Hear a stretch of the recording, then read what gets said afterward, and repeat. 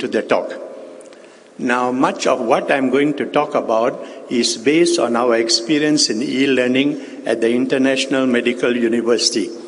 The International Medical University is the first private medical university in Malaysia.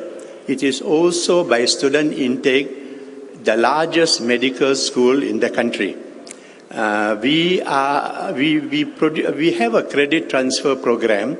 We have about 30 partner universities around the world who accept students from us after being with us for 2.5 semesters or 5 semesters or 2.5 years. Then they go to these partner universities.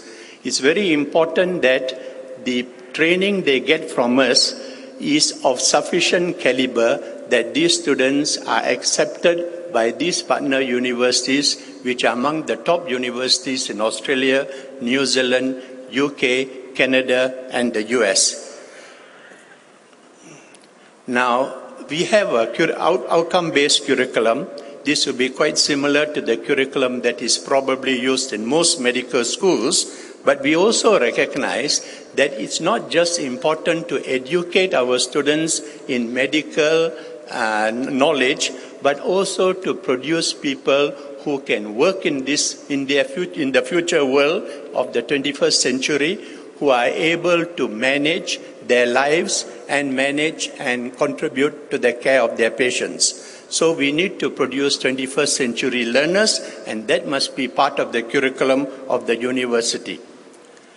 Now, the role of e-learning is to make our delivery of learning more efficient and effective. And this is done by having a curriculum map. And in the curriculum map, we identify lesson outcomes, team outcomes, semester outcomes. Now, for each of them, we have learning outcomes which have to be achieved. Some of them are best achieved through face-to-face learning. Some of them can be delivered through e-learning, and many of them require a blended approach. And our curriculum map identifies this. The vision of the e-learning department is to then provide the e-learning environment in which such learning can take place, and to produce faculty who are able to maximize the benefits of e-learning. So the e-learning environment consists of an e-learning portal. Through this e-learning portal, we make available learning tools for both synchronous as well as asynchronous learning.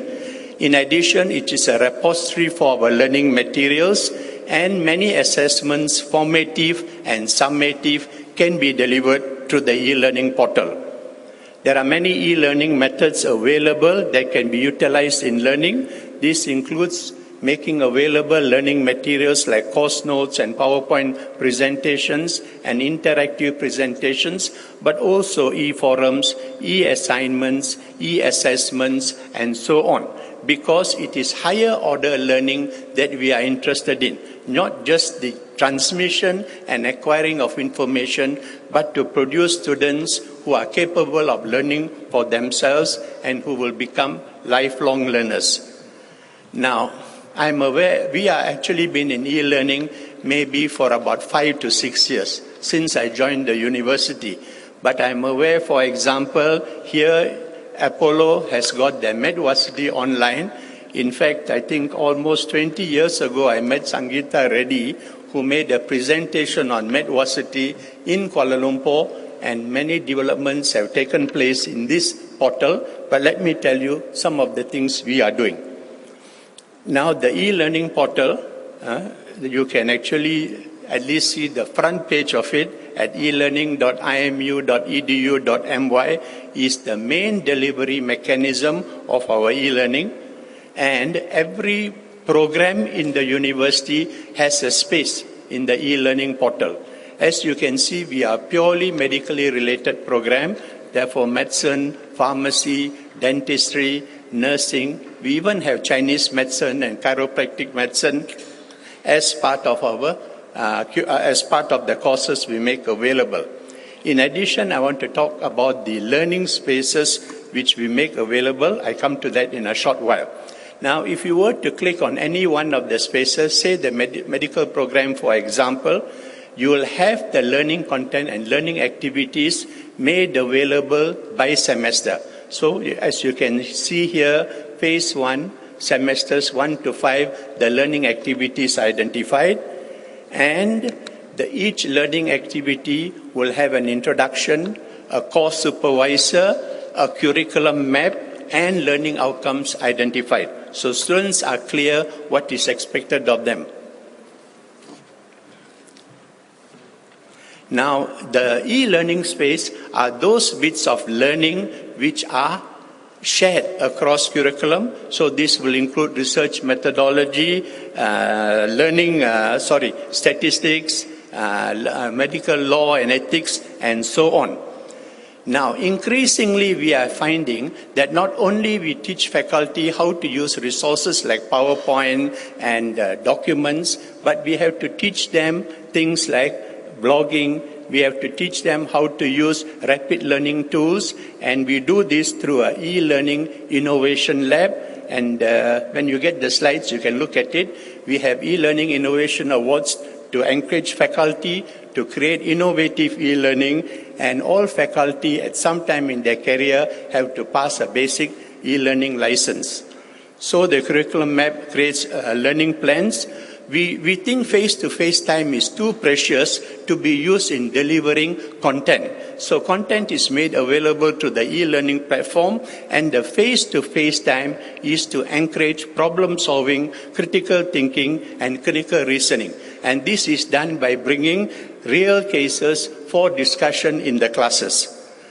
Now, very important, learning resources. Our library is increasingly digital. Right now, our digital content exceeds our print collection. Same thing for the journals too. And faculty don't have to recreate this material. Most of it is available and has been done better by others. So very quickly, in addition, we are now increasingly using web conferencing to bring in faculty who do not work in the physical institution, but who may be anywhere in the world, including our partner universities.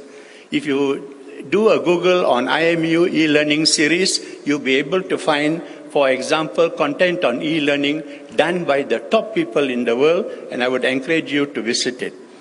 Now we are having to find that the traditional e-learning platform is not what our students are looking for. They are increasingly using in their life social media or Web 2.0 tools. So increasingly our learning is going to Facebook. Our learning is being delivered through blogs. Learning is done through Twitter. And information is also shared by using other Web 2.0 tools like social bookmarking, Delicious, for example, really simple syndication, Google Documents, and open education resources. These are the tools that they are going to be using in their life. They are already using it for play and for entertainment. And if we don't use them in our e-learning, you will find the students lose interest. Mark Prensky talked about our students operating at Twitch speed. And there are 10 characteristics of these students that they have identified. And they find our teaching actually literally boring. And especially if we concentrate on content, which is about transferring information, which is probably going to be out of date in 5 years, in 10 years' time. It makes little sense to concentrate on content. More important is to teach them how to learn and to become lifelong learners using the new tools of their generation. Now, how can we truly engage a student who runs at Twitch speed when we don't? And this is the increasing challenge that faculty face, and increasingly the solution is get your students on board, make them create the e-learning content, make them work on collaborative platforms, and use what they develop to teach other students. Nothing like peer learning to support. So we call this social media, and social media is about having conversations, about making connections, about building relationships, about sharing resources, about networking and collaborating. These are the tools they are going to stay up to date. If you don't know the answer, someone you know probably knows the answer or knows somebody else who can provide you your answer. when we know that maybe 30 to 40% of people will be working in jobs that don't exist today. So knowledge is doubling so quickly. No point concentrating on the content. Our job is not to fill a pail. Our job is to light a fire. And that is the role of faculty. And they said that by 2020, knowledge will double every 73 days. So a lot of what we are teaching, even before they leave medical school, is out of date, and they don't know which part of it is out of date. So more information is available. Do just Google IMU e-learning. There is content on SlideShare, Facebook, Twitter, because we believe in open education resources. Whatever we develop, we share. Please Google ZLearn. ZLearn is my e-learning manager. He's a very talented fellow, very much in tune with the world of today, the world that our medical students and pharmacy students and dental students are going to be living in, and find some resources. Otherwise, you're welcome to get in touch with me. Thank you. Thank you, Professor Jaymohan, and thank you for saying that critical learning, clinical reasoning are important aspects of the training of a physician. And you've shown us the methodology of how you can incorporate the new knowledge that we have got. There's a knowledge explosion, how with these new tools we can train the physicians of tomorrow. May I now request the next speaker, Dr. Balasubramaniam. Professor Balasubramaniam is Professor of Anatomy from the St. John's Medical College, Bangalore. And he is presently Domain Consultant for Medical E-Learning